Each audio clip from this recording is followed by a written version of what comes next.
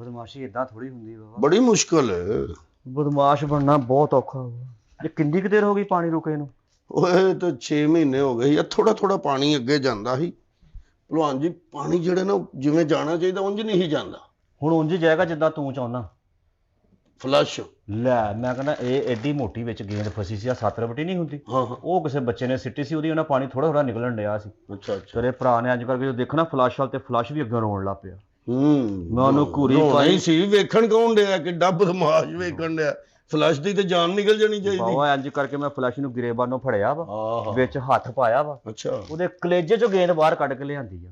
ਚੰਗਾ ਕੀਤਾ ਯਾਰ ਸ਼ਹਜ਼ਾਦਾ ਗੇਂਦ ਬੱਬਰ ਧੋ ਕੇ ਮੈਂ ਸੁੱਕਣੇ ਪਾਤੀ। ਮੈਂ ਕਿਹਾ ਹੁਣ ਉੱਪਰ ਤੇਰਾ ਬੱਚੇ ਬੁੱਚੇ ਖੇਡਣਗੇ। ਨਹੀਂ ਠੀਕ ਹੈ ਠੀਕ ਐ। ਹੁਣ ਤੇਰਾ ਬਣਦਾ ਹੀ ਵਾਰਡ। ਅੱਛਾ ਜੀ। ਤੂੰ ਕੀ ਯਾਦ ਕਰੇਗਾ?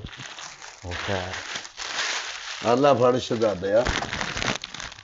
ਇਹ ਕੰਮ ਹੁੰਦਾ ਹੀ, ਬਦਮਾਸ਼ੀ ਕਰੋ ਤੇ ਕਿਸੇ ਇੱਜ਼ਤ ਦੀ ਜਗ੍ਹਾ ਤੇ ਕਰੋ। ਲੈ ਪਤਾ ਤੇ ਲੱਗੇ ਨਾ ਕਿ ਇੱਜ਼ਤ ਮਿਲਣ ਰਹੀ। ਹੁਣ ਪ੍ਰੋਟੋਕੋਲ ਤੁਹਾਡੇ ਖਾਨਦਾਨ ਦੇ ਵਿੱਚ ਕਦੀ ਕਿਸੇ ਨੇ ਗੱਲ 'ਚ ਹਾਰ ਪਿਆ ਨਹੀਂ ਨਹੀਂ ਨਾ ਪਿਆ? ਨਹੀਂ। ਤੇਰੇ ਗੱਲ 'ਚ ਜਿਹੜਾ ਪਹਿਲਾ ਹਾਰ ਪਿਆ ਈ ਉਰੇ ਲਿਆ।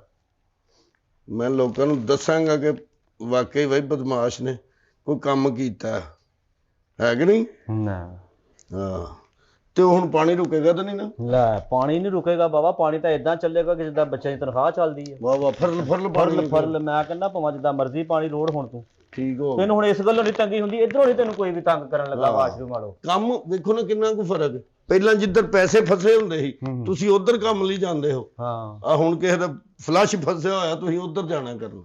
ਯਾਰ ਹੁਣ ਤੂੰ ਇੱਧਰ ਜਿੱਦਾਂ ਮਰਜ਼ੀ ਬਦਮਾਸ਼ੀ ਕਰ ਸਕਦਾ, ਤੇਰੇ ਅੱਗੇ ਕੋਈ ਵਾਸ਼ਰੂਮ ਅੱਖ ਵੀ ਚੁੱਕ ਜਾਏ ਓਕੇ ਹੋ ਮੈਨੂੰ ਫੜ। ਖੈਰ ਹੋ ਜਾਏ।